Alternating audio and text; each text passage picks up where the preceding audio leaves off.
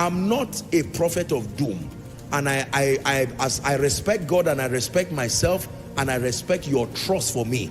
So if I stand here and I tell you things, especially I'm prophesying, I make sure that I know what I'm saying. I saw something about next year that will make you need this message, because what I saw is going to be a time of turbulence and serious challenge for believers. I'm not a prophet of doom. My teaching grace is enough for me like that. I mustn't prophesy. But if I open my mouth and I tell you something, you just believe it. So don't ignore when you see God bring things like this. He's redeeming the future.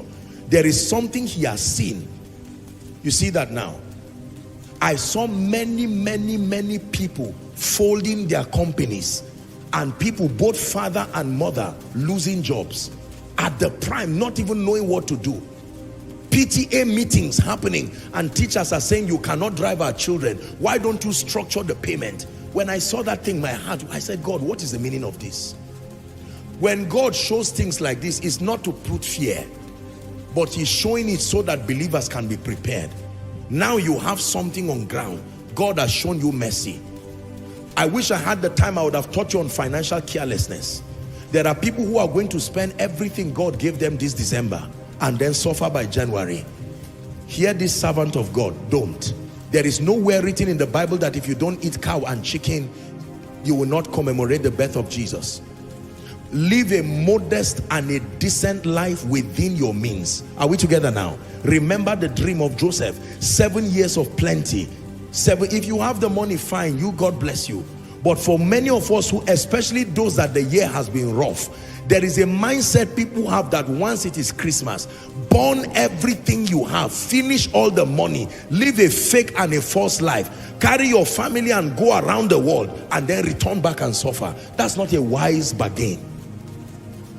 For someone, God is helping you to now begin to be frugal. Another thing I would have thought about is living a fake life. One of the major reasons, a fake life is very expensive. Write it down. A fake life is very expensive. It takes so much to fund a fake life. And once you start, you must maintain it. A fake life is very expensive. If you are not there, you are not there. You can start gradually with the dignity of kingdom integrity. A fake life is expensive. Don't try to buy a car that is not yet your level. Don't try to go and live in a house that is not yet your level.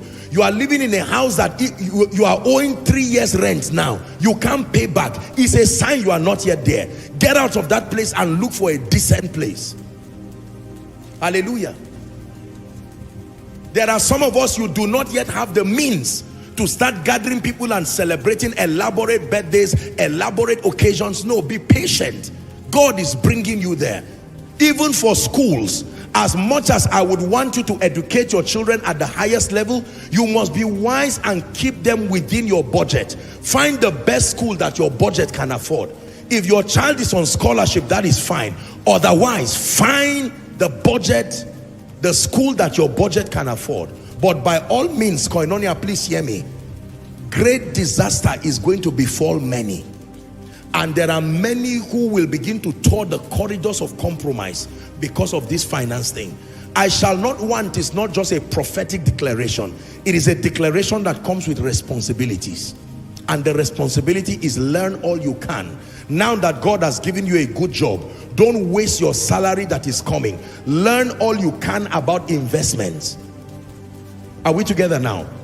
Meet intelligent people with integrity who know what they are saying. Not people playing games all around, the internet, deceiving and fooling people. Don't fall prey to some of these things. Seek counsel. There are 5 kinds of investments you must make in your life. Number 1 is your spiritual investment. Number 2, investment in your mind. Let me give you this and then we'll wrap up. 5 kinds of investment. Number 1, your spiritual investment. When I talk of investments, I'm not just talking of putting money. Your relationship with Jesus is a potent investment that has returns, even financial returns. Number 2, mental investments. What you store in your mind is there. You don't need to refrigerate it. You don't need to warm it. It is there. and will always be ready to be delivered when needed. Number 3, invest in your health and your well-being. It's an investment. Invest in your health and your well-being. It's often said that people deteriorate their health to make money, then they use the money they have made to now maintain their health that is now deteriorated. Don't be like that. Invest in your health and your wellness. Number 4, invest in strategic relationships. Relationships are an investment. They bring returns, mighty, marvelous returns. They bring returns. I shared a story in Ghana that I want to share as I wrap up. A wealthy man had a son. He had a son, and this son lived a very careless and a riotous life, and the man got sad and said, I will never give you anything of my estate. And he called the servant and he told the servant, you have been a well-behaved person. I give you the liberty to choose anything you want to choose. And the servant chose the estates, chose the cars, chose some of the businesses, and chose everything. And while he was choosing, the man was touched with compassion. And I'm saying this especially to the gentlemen, because it looks like the challenge in our world today is just make it, show it, and derive the fulfillment from it. So people lie today. They stand behind aircrafts they have never entered. They snap, they put online, behind cars. I'm not being sarcastic. I'm just saying that pressure is unnecessary. Why fake what can be real? There's no point faking it. There is a realm where that becomes a reality indeed. Is someone ready now? I'd like you to cry and say, Lord, open my eyes yet again. I hope you're mightily blessed by this video you just watched. And if you have not given your life to Christ, this is the avenue for you to do so. Do it, like, share, and comment on all our videos. Don't forget to hit the subscription button to get updates from this channel. Grow in grace and in the knowledge of Christ. Stay connected.